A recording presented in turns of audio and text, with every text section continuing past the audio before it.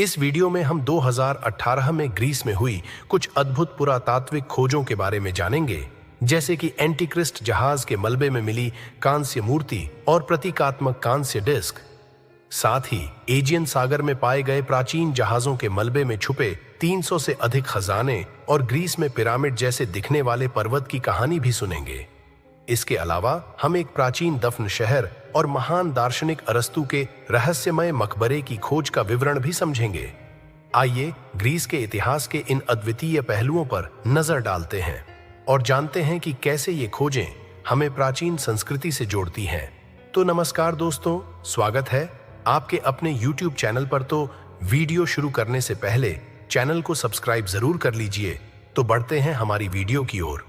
Number 1, 2018 में Greece के पानी के नीचे की प्राचीन वस्तुओं के प्रभाग से गोताखोरों का एक समूह गया था एंटीक्रिस्ट जहाज के मलबे में वापस, और उन्हें और भी अधिक खोजें मिलीं जो ध्यान देने योग्य थीं।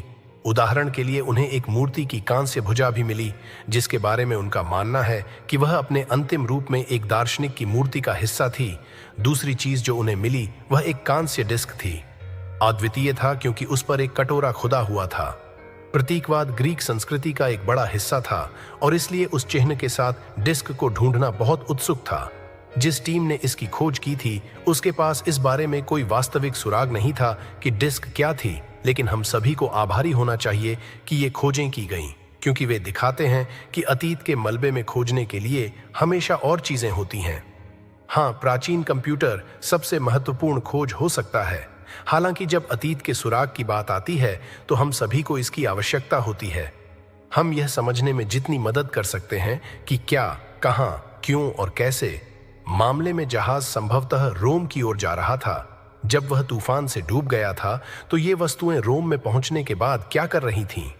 किसी विशेष व्यक्ति ने उन्हें आदेश दिया और उनके परिवहन के लिए पूछा कि नीचे छिपे जहाजों के मलबे में और कौन सी कलाकृतियां पाई जा सकती हैं। नंबर 2, प्राचीन ग्रीस से लेकर 20वीं सदी तक के लगभग 60 जहाजों के टुकड़े एजियन सागर में पाए जाएंगे। 2018 में अब आप सोच सकते हैं कि यूनानी केवल अपने जहाजों को बचाए रखने में बुरे थे, लेकिन मुझ पर विश्वास करें कि नौकायन के शुरुआती दिनों की कई संस्कृतियों की अपनी परेशानियां थीं। और यदि आप मुझ पर विश्वास नहीं करते हैं तो बस स्पेन और उनके जहाजों को देखें। खजाना बेड़ा वैसे भी इन जहाजों के भीतर 300 से अधिक खजाने पाए गए थे और इसने उन्हें भूमध्य सागर में अपनी तरह की सबसे बड़ी खोज बना दिया था। दिलचस्प बात यह है कि जो खजाने मुख्य रूप से पाए गए थे वे सुराही जैसे कंटेनर थे, जो कुछ लोगों के लिए अजीब हो सकते हैं, लेकिन समय की अवधि को देखते हुए ऐसा माना जाता है कि यह शराब, तेल, मछली सॉस, संभवतः शहद और अन्य मूल्यवान तरल पदार्थों के लिए एक परिवहन जहाज था, जिसे समुद्र के रास्ते उस स्थान पर ले जाने की आवश्यकता थी जहां प्रचुर मात्रा में पानी नहीं था, जिस वजह से वे सभी डूब गए। ऐसा माना जाता है कि वहां कुछ पेचीदा स्थितियां थीं और संभवतः कुछ अनुभवहीन कप्तान थे जो किसी भी तरह से जहाज के पतन का कारण बन सकते थे। Number 3, pyramid peak. और अब कुछ अलग करने के लिए, लेकिन बुरे तरीके से नहीं। इसका मतलब यह है कि दुनिया भर में बहुत सारे पहाड़ हैं और कुछ लोगों को वे सभी एक जैसे दिख सकते हैं।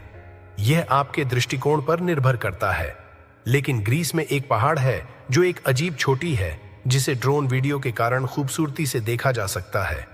और जैसा कि आप क्लिप में देख सकते हैं, पहाड़ की चोटी एक पिरामिड की तरह दिखती है, जो अजीब है क्योंकि पहाड़ों को वास्तव में वैसा नहीं दिखना चाहिए। लेकिन मैं प्रकृति को यह बताने वाला कौन होता हूं कि इसका आकार कैसा होना चाहिए। माउंट हमें स्पार्टा और कलामाता के शहरों को नजरअंदाज करता है, जिनकी स्काईलाइन पर यह हावी है।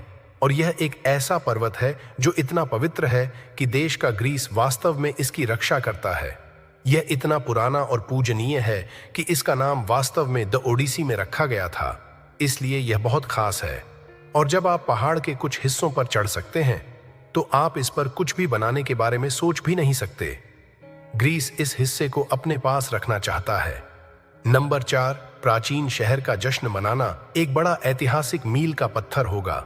अब जब ऐतिहासिक खोजों की बात आती है तो एक बात आपको आश्चर्यचकित कर सकती है कि उन्हें दुनिया भर में बहुत सारे दफन शहर मिलते हैं, और यहां तक कि वे वहां भी नहीं थे।